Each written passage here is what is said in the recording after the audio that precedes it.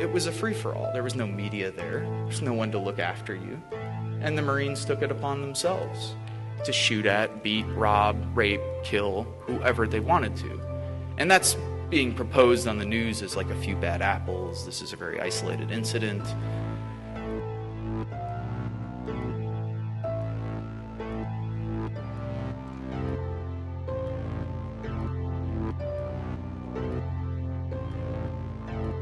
We pretend as though the military is like a jobs program. It's college benefits. You can learn job skills there. Trying to shift the way people have thought about the military. At essence, what the military is, of course, is an institution for death and destruction. So what you're taking is 17, 18, 19-year-old kids. You're putting them through 13 weeks of boot camp training. You're putting them through 8 weeks of school of infantry training. And after those 20 weeks of training, people are ready to kill.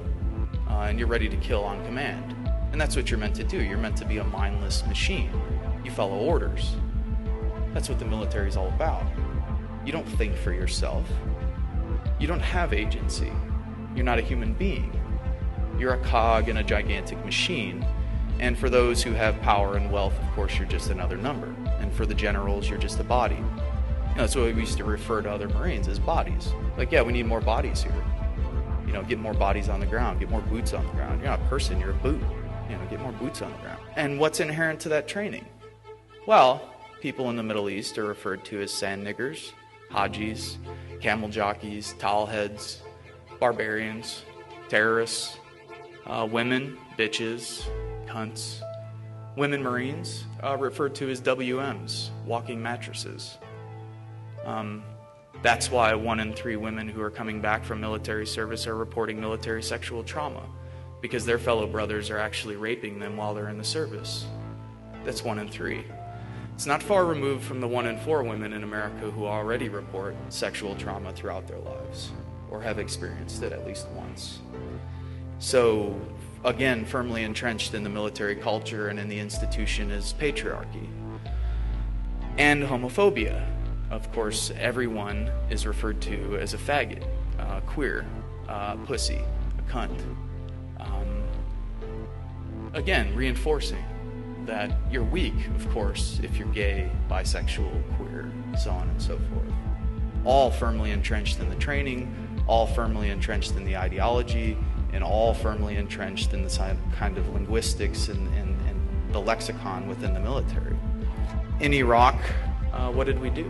We went on house raids, patrolled, either waited to get blown up by IEDs or mortars, because tactically it's insane. Everybody knows that you cannot win a counterinsurgency war, whatever winning would be.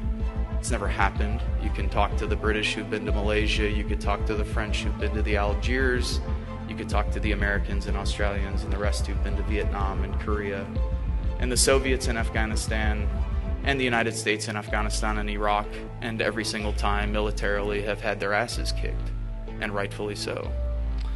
But have also caused tremendous amounts of death and destruction. 1 million Iraqis dead. 7 million Iraqis displaced within a country of 25 to 30 million people. An entire generation lost. People forget that when there's a war for 10 years, kids don't go to school. You don't develop. You drop depleted uranium-coated rounds that have a half-life of X amount of billion years, and so now you have birth defects in towns like Ramadi and Fallujah that are 500% what they were 10 years ago. We've absolutely devastated that country, the United States and the West. After 30 years of warfare, supporting both sides in the 8-year war with Iran and Iraq, the Gulf War, the sanctions throughout the 90s that Madeleine Albright and Bill Clinton said were worth it. 500,000 dead, women and children. Madeleine Albright on news, 10 o'clock news. Yeah, it's worth it. Absolutely. What was happening over there? We were killing people. We were killing innocent people. People were being taken captive. If they looked like a quote-unquote insurgent, you did what you wanted to do with them. It was a free-for-all. There was no media there. There's no one to look after you. And the Marines took it upon themselves to shoot at, beat, rob, rape, kill whoever they wanted to. And that's being proposed on the news as like a few bad apples. This is a very isolated incident. This, to me, is Western culture par excellence. This is exactly what this culture is built upon, and anyone, I think, who's telling anyone differently is absolutely insane, because we've robbed, beaten, raped, and tortured people from Vietnam to Southeast Asia to South America to Africa to the slaves that we brought over to the United States, and of course the indigenous people that we've genocidally murdered and displaced.